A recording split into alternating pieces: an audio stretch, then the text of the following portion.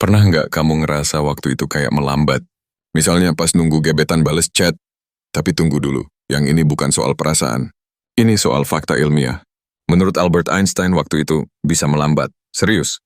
Dan ini bukan fiksi ilmiah, ini kenyataan. Yuk, gue jelasin.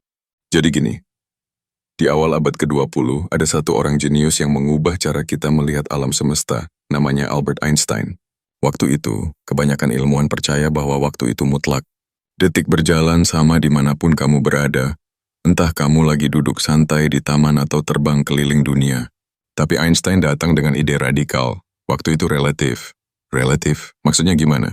Gini, bayangin kamu lagi duduk di dalam mobil yang diam, sementara temanmu lagi ngebut naik mobil balap 300 km per jam. Buat kamu yang diam semua terlihat normal. Tapi buat temanmu yang bergerak super cepat, ternyata waktu berjalan sedikit lebih lambat. Bukan perasaan, bukan ilusi, tapi beneran lambat secara fisik. Ini bukan cuma ide liar. Ini bagian dari yang disebut teori relativitas khusus. Salah satu konsep utamanya adalah, semakin cepat kamu bergerak mendekati kecepatan cahaya, semakin lambat waktu berjalan untukmu dibanding orang lain yang diam. Ilmuwan menyebut fenomena ini dengan nama time dilation, yang artinya pelambatan waktu. Bayangin kamu naik roket yang melaju nyaris secepat cahaya. Di dalam roket, kamu merasa waktu berjalan normal. Tapi saat kamu balik ke bumi, kamu baru sadar, semua orang udah jauh lebih tua. Bahkan mungkin dunia udah berubah drastis. Sementara kamu, baru merasa pergi sebentar. Gila ya, tapi ini nyata. Waktu itu bukan kayak detak jam di dinding yang selalu sama buat semua orang. Waktu itu bisa elastis, bisa lentur, bisa berubah tergantung seberapa cepat kamu bergerak. Einstein pada dasarnya bilang, alam semesta ini nggak sesederhana yang kita kira. Dan waktu, ternyata bukan sekadar angka di jam tangan. Oke, sekarang bayangin kamu punya saudara kembar. Lahir di hari yang sama, jam yang sama, bahkan berat badan waktu bayi pun nyaris sama. Kalian tumbuh bersama, sekolah bareng, main bareng. Pokoknya dua manusia yang secara biologis identik. Tapi suatu hari muncul sebuah misi luar angkasa super canggih. Dan hanya satu orang yang bisa dipilih. Saudara kembarmu, yang selalu ambisius dan suka petualangan, akhirnya terpilih untuk ikut program luar angkasa paling gila dalam sejarah umat manusia. Perjalanan mendekati kecepatan cahaya. Dia pun naik ke atas roket berteknologi tinggi. Dan whoosh, meluncur ke luar angkasa. Sementara kamu tetap di bumi. Melanjutkan hidup seperti biasa. Kerja, menikah, punya anak, nonton film, ngopi tiap sore, dan menjalani hari demi hari. 5 tahun pun berlalu. Menurut jam saudaramu di dalam pesawat. Dan saat akhirnya roket itu kembali ke bumi, kamu datang menyambut dengan tongkat di tangan dan rambut memutih. Tapi waktu pintu pesawat terbuka, yang keluar adalah saudaramu. Masih muda, masih gagah.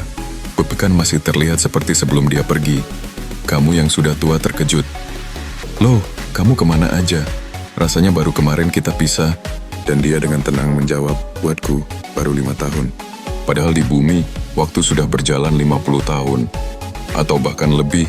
Kok bisa gitu? Apakah ini sulap? Ilusi? Atau dia naik mesin waktu? Bukan. Ini bukan sihir, tapi fisika. Karena saat seseorang bergerak mendekati kecepatan cahaya, waktu buat dia berjalan lebih lambat dibanding orang yang diam. Itulah yang disebut time dilation, pelambatan waktu. Jadi saudaramu emang beneran hidup 5 tahun di luar angkasa, tapi karena kecepatannya nyaris menyamai cahaya, waktu yang dia alami jadi lebih pelan. Sedangkan kamu, yang tinggal di bumi, mengalami waktu secara normal, yang artinya jauh lebih cepat dibanding dia. Dan ini bukan cuma khayalan. Ini udah dibuktikan lewat berbagai eksperimen ilmiah. Bahkan jam atom yang dibawa naik pesawat terbang bisa menunjukkan perbedaan waktu yang kecil tapi nyata dibanding jam di darat.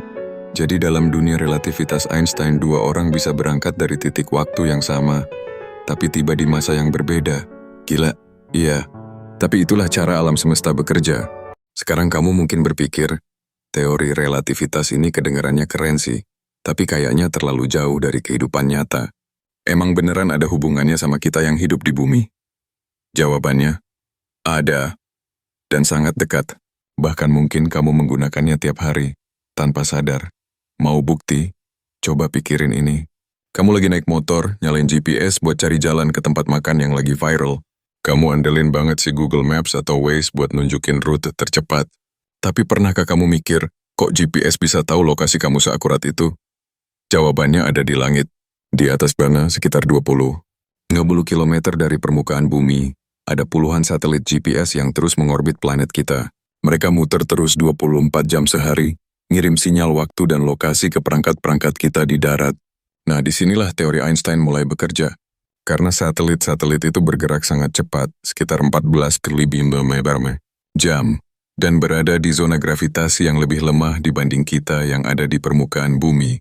Waktu di dalam satelit berjalan sedikit lebih cepat dari waktu kita di sini.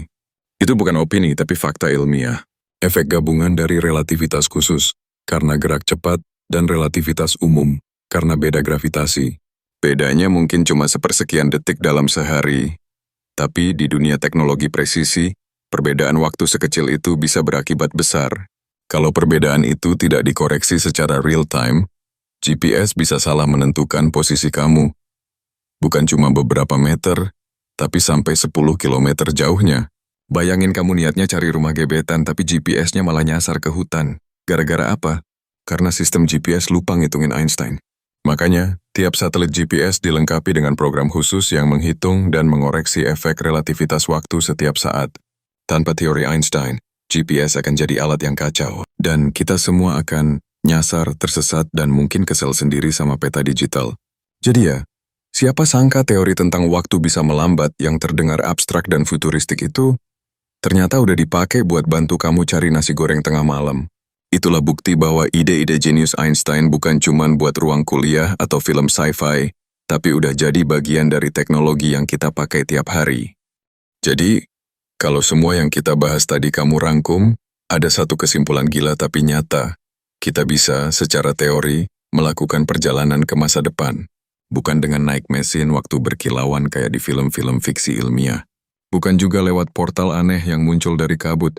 Tapi cukup dengan memahami dan memanfaatkan hukum alam semesta yang udah ada sejak awal waktu. Relativitas, kuncinya cuma dua. Bergerak sangat cepat atau berada sangat dekat dengan medan gravitasi super kuat.